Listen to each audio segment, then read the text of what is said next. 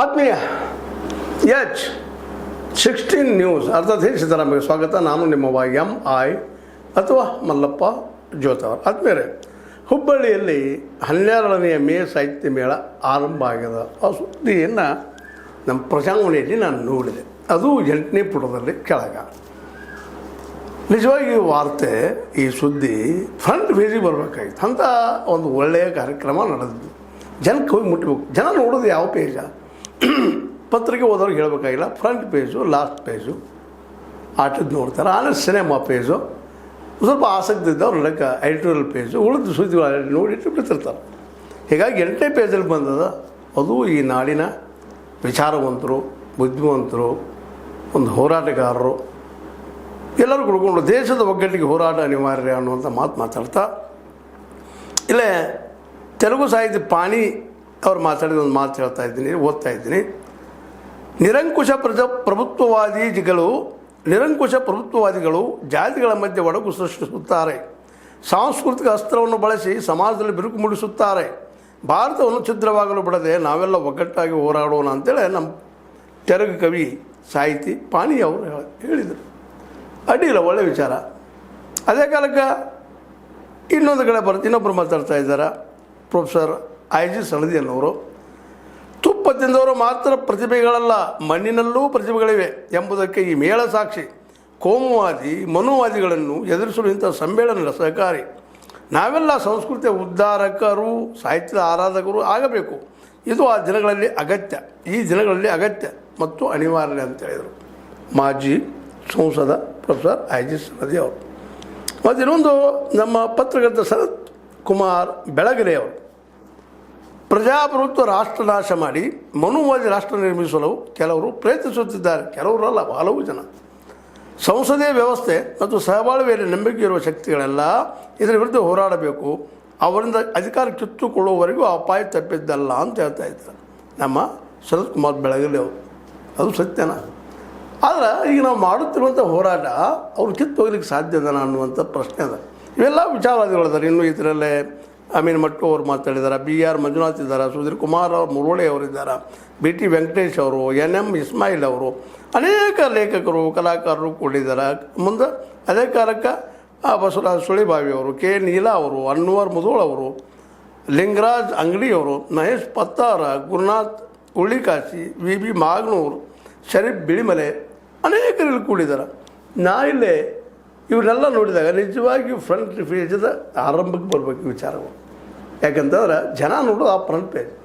2ನೇ ಪೇಜಲ್ಲಿ ಹುಡುಕಿ ನೋಡೋರು ನಮ್ಮಂಥವ್ರು, ಉದ್ಯೋಗ ಮಾಡೋರು, ಖಾಲಿ ಕುಂತವ್ರು ನೋಡ್ತಿರ್ತಾರೆ.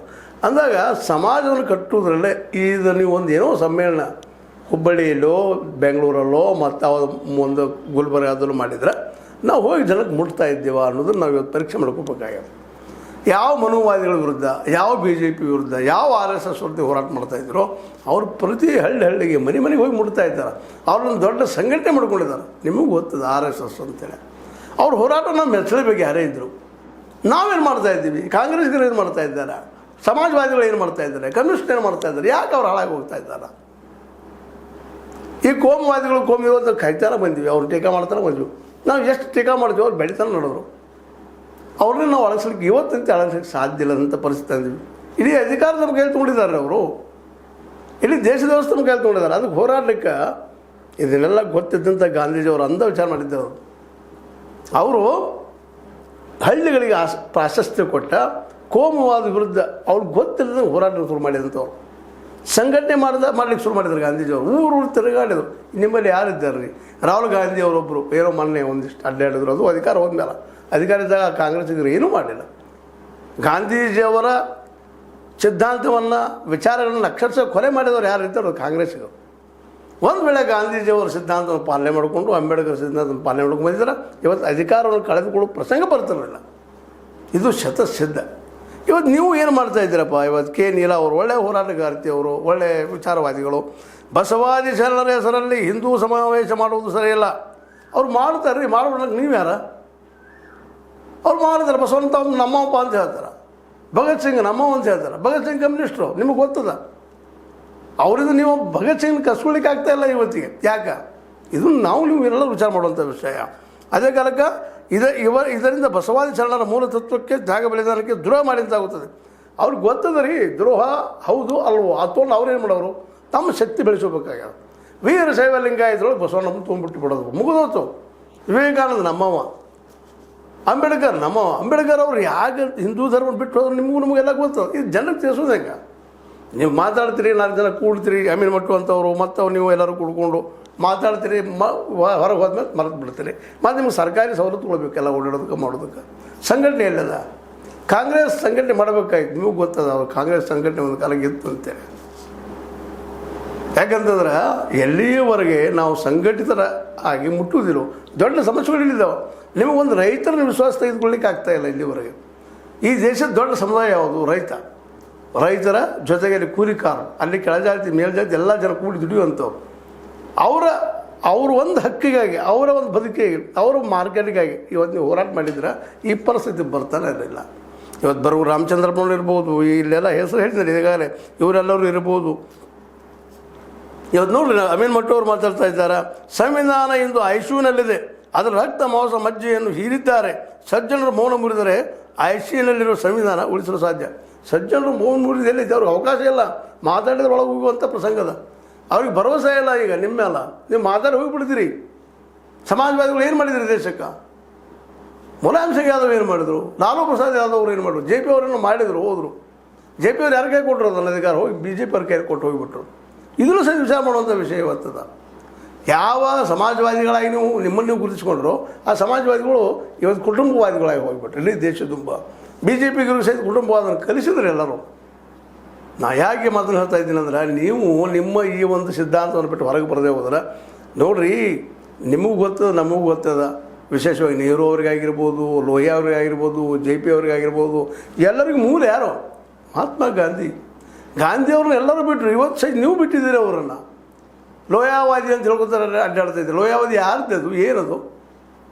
ಇದನ್ನು ಇವತ್ತು ನೀವು ಚಿಂತನೆ ಮಾಡುವಂಥ ಸಮಯ ಇವತ್ತು ಬಂದದ್ದು ನಿಮಗೆಲ್ಲ. ಚಿಂತನೆ ಮಾಡಿ ಉಪಯೋಗ ಇಲ್ಲ. ಕಾರ್ಯರೂಪಕ್ಕೆ ಬರಬೇಕು. ಅದಕ್ಕೆ ಗಾಂಧೀಜಿಯವ್ರು ದೊಡ್ಡವ್ರು ಆಗ್ತಾರಂದ್ರೆ ಪ್ರಾಯೋಗಿಕತೆಗೆ ಬಂದರು. ನೀವು ಬರ್ತಾನೆ ಇಲ್ಲ. ಇನ್ನೂ ಅವ್ರ ಬಳಿ ಟೀಕೆ ಮಾಡೋದು ಮನುವಾದಿ, ಆ ವಾದಿ. ಹೌದ್ರಿ, ಅವ್ರು ಮನುವಾದಿ ಅಂದರೆ ಏನು ಆಗೋದಿರೋದ? ಏನು ಪರಿವರ್ತನೆ ಆತ? ಅದಕ್ಕಿಂತ ಮುಖ್ಯವಾಗಿ ಅಧಿಕಾರ ಹೇಳಿದ್ರೆ ಏನಾಗ್ತದೆ ಗೊತ್ತದೆ ಇವತ್ತು ಅವ್ರು. ಅದಕ್ಕಾಗಿ SIR ಮಾಡಿದ್ದಾರೆ. ಇವತ್ತು ನೀವೆಲ್ಲ ವಿರೋಧ ಮಾಡ್ತಾಯಿದ್ರಿ SIR. ಅವ್ರು ಮಾಡತ್ತಾರ ಅಲ್ರಿ. ಇವತ್ತಿನವರೆಗೂ ನಿಮ್ಮ ಸಿದ್ದರಾಮಯ್ಯನವರು ಅಧಿಕಾರಕ್ಕೆ ಬಂದು 3 ವರ್ಷ, 72,000 ಶಿಕ್ಷಕರು ಹಾಕಿದ್ರೆ ಶಿಕ್ಷಣದಿಂದ ಬದಲಾವಣೆ ತರುವಂಥದ್ದು. ನಿಮಗೂ ಅದು ಗೊತ್ತಿದ್ದು ನೀವು ಅದನ್ನು ಮಾಡ್ತಾಯಿಲ್ಲ. ಮಾಡಿಸ್ಬೇಕಾಗಿತ್ತು ಇಲ್ಲಿವರೆಗೆ ಸಿದ್ದರಾಮಯ್ಯ ಕಡೆಯಿಂದ. ಯಾಕಂದ್ರೆ ಬಂಡವಾಳ ಇಲ್ಲ. ನೋಡಿರಿ, ಗೆಲ್ಲುವುದಕ್ಕಾಗಿ ಗ್ಯಾರಂಟಿ ಶಾಶ್ವತ ಪರಿಹಾರ ಅಲ್ಲ. ಇದು ನಿಮಗೂ ಗೊತ್ತು. ಇಲ್ಲೆಲ್ಲ ಕೂಡಿದವ್ರಿಗೆ ದಿನೇಶ್ ಮಟ್ಟು ಇರ್ಬೋದು, K. ನೀಲಾ ಅವ್ರು ಇರ್ಬೋದು, ಯಾರು ಇರ್ಬೋದು. ಗೆದ್ದ ನೀವು ಮರೆತು ಬಿಡ್ತೀರ ಅದನ್ನು. ಇವತ್ತೇನೋ ಒಂದು 12ನೇ ಸಾಹಿತ್ಯ ಸಮ್ಮೇಳನ ಎಲ್ಲ ಕೂಡಿದಿರಿ, ಸಜ್ಜನರು ಕೂಡಿದಿರಿ. ನೀವು ಸಜ್ಜನರಾಗಿ ಉಪಯೋಗ ಇಲ್ಲ. ಲಂಕೇಶ್ ಹೇಳೋದಿದ್ದನ್ನು, ಲಂಕೇಶ್ ಅವ್ರಿಗೂ ಸಹಿತ ರಾಜಕೀಯವಾಗಿ ಗೆಲ್ಲಕ್ಕೆ ಆಗಲಿಲ್ಲ. ಅವರು 3 ಸೂತ್ರ ಬಿಟ್ಟುಬಿಟ್ರು. ಇಲ್ಲಿ ರೈತರು, ದುಡಿಯುವ ವರ್ಗ, ಅವ್ರು ಒಗ್ಗಟ್ಟು ಮಾಡಬೇಕಾಗ್ಯದ. ಆ ದಿಶೆಯಲ್ಲಿ ಚಿಂತನೆ ಮಾಡಬೇಕಾಗಿತ್ತು. ಅದು ಆಗ್ತಾನೆ ಇಲ್ಲ. ಅದರಲ್ಲೂ ವಿಶೇಷವಾಗಿ ನಿಮಗೂ ಗೊತ್ತದ, ಈ ಕಾಂಗ್ರೆಸ್ಸಿನ ಒಂದು ಹಿಂದೆ ಹಳೆಯ ಸೇವಾದಳ ಅಂತಿತ್ತು. ನಿಮಗೆ ಗೊತ್ತದ. ಸೇವಾದಳವನ್ನು ಯಾಕೆ ನೀವು ಜಾಗೃತಿ ಮಾಡ್ತಾ ಇಲ್ಲ? ಅಲ್ಲಿ ಎಲ್ಲರೂ ಯಾಕೆ ಹೋಗ್ತಾ ಇಲ್ಲ? ನಮ್ಮ ಜನ ಆಧ್ಯಾತ್ಮಿಕತೆಗೆ ಹೋದರೆ ನಮ್ಮನ್ನು ಐಡೆಂಟಿಫೈ ಮಾಡ್ತಾರೆ ಅನ್ನೋದು ಗಾಂಧೀಜಿಯವ್ರು ತೋರಿಸ್ಬಿಟ್ಟಿದ್ದಾರೆ. ನಮ್ಮ ಜನರಲ್ಲೂ ಒಂದು ಮೂಲಭೂತವಾಗಿ ಸೇರ್ಕೊಂಡ್ಬಿಟ್ಟದೆ ಎಲ್ಲರಲ್ಲೂ. ಯಾಕಂದ್ರೆ ನಾವು ಒಳ್ಳೆ ಶಿಕ್ಷಣ ಕೊಡ್ತಾ ಇಲ್ಲ ಎಲ್ಲರಿಗೂ. ಪೂರ್ವ ಪ್ರಮಾಣ ಶಿಕ್ಷಣ 20% ಶಿಕ್ಷಣ ತೆಗೆದ್ರೆ ನೀವು ಯಾಕೆ ಹೇಳ್ತಾ ಇಲ್ಲ? ಚೈನಾ ಏನಾಗಿದೆ ಇವತ್ತು? ಚೈನಾ ತಮ್ಮ ದೇಶಕ್ಕೆ ಕಮ್ಯುನಿಸ್ಟ್ ಇದ್ದರೂ ಸಹಿತ ತಮ್ಮ ದೇಶದಲ್ಲಿ 20% ಆಫ್ ದ ಬಜೆಟ್ ಅವರು ಶಿಕ್ಷಣ ಖರ್ಚು ಮಾಡ್ತಾ ಇದ್ದಾರೆ, ಆರೋಗ್ಯ ಖರ್ಚು ಮಾಡ್ತಾ ಇದ್ದಾರೆ. ಅದಕ್ಕೆ ಇವತ್ತು ಅಮೇರಿಕನ್ ಎದುರಿಸ್ತಾ ಇದ್ದಾರೆ. ಅವರು ಪ್ರತಿ ವರ್ಷ $3 ಟ್ರಿಲಿಯನ್ ಲಾಭ ಮಾಡ್ಕೊಳ್ತಾ ಇದ್ದಾರೆ. ಇದು ಗೊತ್ತದ ನಿಮ್ಗೆ? ಬರೀ ಕಮ್ಯುನಿಸ್ಟ್ ಕೆಟ್ಟವ್ರು ಅವರು ಹೇಳ್ತಾರೆ, ನೀವು ಹೇಳ್ತೀರಿ, ಸಮಾಜಗಳು ಅದನ್ನೇ ಹೇಳ್ತೀರಿ. ಯಾರಾದರೂ ಅಧಿಕಾರ ಮಾಡಿರಿ, ಎಲ್ಲರಿಗೂ ಹೊಟ್ಟೆ ತುಂಬ ಊಟ ಕಂತು ಮಲ್ಲಿಗೆ ಕೊಡುವಂಥ ವ್ಯವಸ್ಥೆ ಬರಬೇಕಾಗಿದೆ. ಅದು ಬರಬೇಕಾಗಿತ್ತು ಅಂದರೆ ನಿಮ್ಮ ಚಿಂತನೆ ಬದಲು ಮಾಡಿಕೊಂಡು ನೀವು ಪ್ರಾಯೋಗಿಕತೆ ಇಳಿಬೇಕಾಗಿದೆ. ಇದು ನಾವು ಹೇಳೋದು ಕೇವಲ ಇಲ್ಲಿದ್ದವ್ರಿಗೆ ಅಷ್ಟೇ ಅಲ್ಲ, ಈ ವಿಚಾರಧಾರೆ ಎಲ್ಲರಿಗೂ. ಇಲ್ಲಿಯೇ ಮೂಲ ಯಾರು ಅಂದರೆ ರೈತಗೆ ಮಾರ್ಗದರ್ಶಿಸಬೇಕಾಗ್ಯದ. ಪ್ರತಿಯೊಬ್ಬ ಮಗುವಿಗೂ ಶಿಕ್ಷಣ, ಹೈಯರ್ ಸೆಕ್ಷನ್ ಫ್ರೀ ಸಿಗಬೇಕಾಗ್ಯದ. ಎಲ್ಲರಿಗೂ ಆರೋಗ್ಯ ಸಿಗಬೇಕಾಗಿದೆ. ಇದನ್ನು ಮಾಡಂತ ಹೇಳಿ ನಿಮ್ಮ ಸರ್ಕಾರಗಳಿಗೆ, ಸಿದ್ದರಾಮಯ್ಯನವ್ರಿಗೆ. ಸಿದ್ದರಾಮಯ್ಯ ಮಾಡಿದ್ರು, ಅದು ಗ್ಯಾರಂಟಿ ಮಾಡಿದರು, ಮತ್ತೇನು ಮಾಡಿದರು, ಓಟ್ಗೆ ಮುಸಲ್ಮಾನರು ಪ್ಲೀಸ್ ಮಾಡಿದ್ರು, ಅಲ್ಲಗಳಿದ್ರು. ಆ ಮಾತು ಬೇರೆ. ಅಲ್ಲಿ ನೀವು ಅಲ್ಲಗಳಿದ್ರು ಅಂತ ತಕರಾರಿಲ್ಲ. ಎಲ್ಲಿ ಸಂಘಟನೆ ಆಗ್ಯದ ನಿಮ್ಮದು? OBC ಎಲ್ಲಿ ಇದಾಗ್ಯದ? ಅಹಿಂದ ಮಾಡಿದರು. ಅದು ಕೆಲವೊಂದು ಮಂದಿ ಲಾಭ ಮಾಡ್ಕೊಳ್ತಾ ಇದ್ದಾರೆ, ದುಡ್ಡಿದ್ದಂಥ ಜನ. ನಿಜವಾಗಿಯೂ ಅಹಿಂದಗಳಿಗೆಲ್ಲ ಲಾಭ ಆಗಿದ್ದಾನೆ ಇದು? ನಿಜವಾಗಿಯೂ ಎಲ್ಲರೂ ಎದ್ದು ನಿಂತಿದ್ದಾರೆ? ಎಲ್ಲರೂ ಶಿಕ್ಷಣ ಸಿಕ್ಕದನ? 72,000 ಈ ಹಿಂದಿಗೆ ಶಿಕ್ಷಕರು ಸೆಲೆಕ್ಷನ್ ಮಾಡ್ಕೊಳ್ಳುವಂಥದ್ದು, ಅವರು ಅಳವಡಿಸುವಂಥದ್ದು. ಮತ್ತು ಎಲ್ಲರಿಗೂ ಪ್ರತಿ ಹಳ್ಳಿಗೂ ಮಿನಿಮಮ್ SSLCವರೆಗೆ, ಹೋಬಳಿಗೆ ಒಂದು PUC ವರೆಗೆ ಕಾಲೇಜ್ ಆಗಬೇಕಾಗಿದೆ. ಸರ್ಕಾರದ ಒಳ್ಳೆಯ ಏನು ಗುಣಾತ್ಮಕವಾದಂಥದ್ದು ಇವೆಲ್ಲ ಆಗಬೇಕಾಗಿತ್ತಪ್ಪ ಅಂತಂದ್ರೆ ಇವತ್ತೇನಾದರೂ RSS ಇದೆಲ್ಲ ಮಾಡಿದ್ರೆ ಆಡಲಿಕ್ಕೆ ಹೊಂಟಿದಂತಲ್ಲ, ಅದು ಸಂಘಟನೆ ಮಾಡ್ಕೊಂಡಿದ್ದವು. ಅದು ನಾವು ಮೆಚ್ಚಬೇಕು. ಯಾರಾದರೂ ವಿರೋಧಕ್ಕಾಗಿ ವಿರೋಧ ಮಾಡೋಣ, ಆಪರೇಷನ್ ಬೇರೆ, ಸಿದ್ಧಾಂತ ಬಂದಾಗ ವಿರೋಧ ಮಾಡೋಣ. ಆದರೆ RSS ದುಡಿಮೆ ಹೋಗಿ ಮುಟ್ಟುವಂಥದ್ದು, ಪ್ರಜೆಗಳಿಗೆ ಮುಟ್ಟುವಂಥ, ಹಳ್ಳಿಗೆ ಹೋಗುವಂಥ ನಿಮ್ಮಲ್ಲಿ ಎಲ್ಲಿದ್ರೆ ಅದಕ್ಕೆ ಗಾಂಧೀಜಿಯವ್ರಲ್ಲಿ ಒಬ್ಬರನ್ನ ಬಿಟ್ಟರೆ ಅದರ ನಂತರ ಸೇವಾದಳ ಮಾಡಿದರು. ಸೇವಾದಳ ಉಳಿಸ್ಕೊಂಡ್ರೆ ನೀವು ಕಾಂಗ್ರೆಸ್ಸಿಗರು, ನೀವು ಉಳಿಸ್ಕೊಂಡ್ರೆ ಸಮಾಜವಾದಿಗಳು. ಸೇವಾದಳ ಒಂದು ಪ್ರಾಮಾಣಿಕ ಮಾಡಿದಂಥ ಕೆಲಸ ಎಲ್ಲರೂ ಜಾತ್ಯತೀತವಾಗಿಲ್ಲ, ಎಲ್ಲರೂ ಕೂಡ್ಕೊಂಡು ದೇಶ ಕಟ್ಟುವಲ್ಲಿ ಮತ್ತು ಅದರ ಅದೇ ಕಾಲಕ್ಕೆ simple living and high thinking ಮಾಡುವಂಥ ಒಂದು ವೈಚಾರಿಕ ಬೆಳೆಸುವಂಥ ಸಾಮಾಜಿಕ ಹೊಂದಾಣಿಕೆ ಮಾಡುವಂಥ ಕೆಲಸ ಮಾಡಿತ್ತು. ಇವತ್ತು ಎಲ್ಲೋ ಮೂಲೆ ಕೂಡ್ತೀರಿ ಹುಬ್ಳ್ಯಾಗ ನಿರಂಕುಶ ಪ್ರಭುತ್ವವಾದಿ ಐತಿ ಆಗದು ಹೇಳೋದಷ್ಟೇ ರೀ, ಬೆಳೆಸೋದಕ್ಕೆ ಏನೈತಿ ಪರಿಹಾರ? ಈಗ ಅವ್ರು SIR ತಂದಾರೆ. ಇವತ್ತು ಅದನ್ನು ವಿರೋಧ ಮಾಡೋದಂತ ಅಷ್ಟೇ ಹೇಳ್ತೀರಿ. ಭೂಸುಧಾರಣಾ ಕಾಯ್ದೆ ಇರ್ಬೋದು, ಕನ್ನಡ ಸಾಲಿನ ಕಲ್ಪಿಸ್ರದ್ದು ಹೇಳ್ತಾ ಇದ್ರೆ, ಒಳ ಮೀಸಲಾತಿ 1 ಕೋಟಿ ಇವೆಲ್ಲ ತೊಗೊಂಡು ಬೀಳೋದಿಂತಲೂ ನಮ್ಗೆ ಮೀಸಲಾತಿನೂ ಬೇಕಾಗಿಲ್ಲ. ರೈತರಿಗೆ ಮಾರ್ಕೆಟ್ ಮಾಡಿ ಕೊಟ್ಟರೆ ಅವು ಬೆಳೆದ ಬೆಳೆಗೆ ರೇಟ್ ಸಿಕ್ಕರೆ ಅವಾಗ ಗೋಡಾನುಗಳು ಮಾಡಿಕೊಟ್ರೆ, ಪ್ರತಿ ಹಳ್ಳಿಗೂ ಸಾರಿಗಳು ಮಾಡಿಕೊಟ್ರೆ ನೀವು ಮೀಸಲಾತಿ ಯಾಕೆ ಕೇಳ್ಬೇಕು ರೀ? ರೈತನ ದುಡ್ಡು ತಿರ್ಗಾಕತ್ತದಲ್ಲ ಸಮಾಜದಲ್ಲಿ. ಇವತ್ತು ನೋಡ್ರಿ, ಎಣ್ಣೆ ಗಾಂಧೀಜಿ ಹೇಳ್ತಿದ್ದದ, ನಾವು 55% ವಿದೇಶದಿಂದ ತರಿಸ್ಕೊಳ್ತಾ ಇದ್ದೀವಿ. ಇವತ್ತು SFO ಅದು ಇದು 108 ಹತ್ತಿ ಇಲ್ಲೇ ಬೆಳೀರಪ್ಪ, ಇಲ್ಲೇ ಉದ್ಯೋಗ ಬೆಳೆಸ್ರಿ ಅಂತ ಹೇಳಿದ್ರು ಗಾಂಧೀಜಿಯವರು.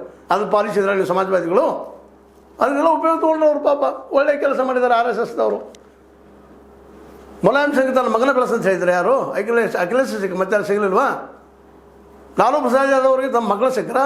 ಮತ್ತಾರಿಲ್ವಾ? ಇವತ್ತು ಅದನ್ನು ಸದುಪಯೋಗ ಮಾಡ್ಕೊಂಡ್ರು BJPಗರು. ಇವತ್ತೊಬ್ಬ ಸನ್ಯಾಸಿ ಇದ್ದಂಥ, ಮಕ್ಕಳಿಲ್ಲದಂಥ, ಹೆಂಡತಿಯಿಂದ ದೂರ ಅಂತ ಮೋದಿಯವ್ರನ್ನ ಮುಂದೆ ತಂದುಕೊಂಡು ಇವತ್ತು ನಾವು ಆದರ್ಶವಾದಿ ಹೋದಂತಂದ್ರು ತಮ್ಮ ಕೆಲಸ ತಾವು ಮಾಡ್ಕೊಂಡ್ರು. ನಿಮ್ಮನ್ನೆಲ್ಲ ಸವರ್ಣೀಯರು ಒಂದು ಕಡೆ ಆದರು, ನಿಮ್ಮೆಲ್ಲ ಒಂದು ಕಡೆ ಆದರೆ ನೀವು ಹೋರಾಟ ಮಾಡೋದು ಹೋಗ್ರಿ ಅಂತ ಹೇಳಿಬಿಟ್ರು. ನೀವು ಬೀದಿ ಹೋಗಿ ನಿಮ್ಗೆ ಹೋರಾಟ ಮಾಡಲಿಕ್ಕೂ ಆಗುವುದಿಲ್ಲ, ಬೀದಿಲಿ ಹೇಳೋದು. ಯಾಕಂದರೆ ಕಾನೂನು ಒಳಗೆ ಇದ್ದಾವೆ ಇವತ್ತು. ಇದೆಲ್ಲ ನೆಲೆಗಟ್ಟಿನಲ್ಲ ಇವತ್ತು ನಮ್ಮ ಈ 12ನೇ ಮೇ ಸಾಹಿತ್ಯ ಸಮ್ಮೇಳನದ ಕೂಡಿದಂಥ ಜನ ಅವ್ರಿಗಾಗಿ ಮಾಡಿದ್ದು. ನಿಮ್ಮ ಸುದ್ದಿ ಫ್ರಂಟ್ ಪೇಜಲ್ಲಿ ಬರಬೇಕಾಗಿತ್ತು, ದೊಡ್ಡದಾಗಿ ಬರಬೇಕಾಗಿತ್ತು, ಜನಕ್ಕೆಲ್ಲ ತಿಳಿಬೇಕಾಗಿತ್ತು. ಯಾರೂ ಮಾಡಲಿಕ್ಕೆ ಹೋಗ್ತಾ ಇಲ್ಲ. ಇದನ್ನು ಸುಮ್ಮನೆ ಏನೋ ತಮ್ಮ ಜವಾಬ್ದಾರಿ ಅಥವಾ ನೈತಿಕ ಜವಾಬ್ದಾರಿ ಏನೋ ಪತ್ರಿಕೆಯವರು ಅಲ್ಲೊಬ್ರು ಇಲ್ಲೊಬ್ರು ಯಾವುದೋ ಒಂದು ಮೂಲೆ ಹಾಕಿ ಬಿಟ್ಟುಬಿಡ್ತಾ ಇದ್ದಾರೆ. ಇದನ್ನು ನೀವು ತಿಳ್ಕೊಂಡು ಮುಂಬರುವ ದಿನಗಳಲ್ಲಿ ಏನಾದರೂ ಹೊಸ ಆಯಾಮದ ಚಿಂತನೆ ಮಾಡ್ತೀರಾ? ಬರೋ ಅದನ್ನ ಹೊಳ್ಳಿ ನೀವು ಹೇಳೋದು, ಲೋಯ ಅಂತ ಹೇಳೋದು, ಮತ್ತೇನು ಹೇಳೋದು. ಲೋಯ ಫೇಲ್ ಆಗಿದ್ದಾರೆ ಇವತ್ತು, ಅಧಿಕಾರಿ ಯಶಸ್ವಿಯಾಗಿಲ್ಲ. ಲೋಯ ಆಯಿತು, JP ಆಯಿತು, ಮಹಾತ್ಮ ಗಾಂಧೀಜಿಯವ್ರ ವಿಚಾರ ಯಾರೆಲ್ಲ ಬಿಟ್ಟಿದ್ದಾರೆ, ಅವ್ರು ದೂರ ಹೋಗಿಬಿಟ್ಟಿದ್ದಾರೆ. ಇವತ್ತು ಮಹಾತ್ಮ ಗಾಂಧೀಜಿಯವ್ರು ಹೇಳಿದಂಥ ಸೇವಾದಳವನ್ನು ಕಾಂಗ್ರೆಸ್ ಹೋಗಿ ಬಂದಿದ್ರೆ ಇವತ್ತು ಈ ಪ್ರಸಂಗ ಬರ್ತಿರಲಿಲ್ಲ. ಇವತ್ತು BJP ಮುಂದೆ, RSS ಮುಂದೆ ಹೊಳ್ಳಿ ಸೋಲುವಂಥ SIR ಮಾಡಬೇಡ್ರಿ, ಅದನ್ನು ಮಾಡಬೇಡ್ರಿ ಅವ್ರು ಯಾಕೆ ಕೇಳ್ತಾರೆ ರೀ?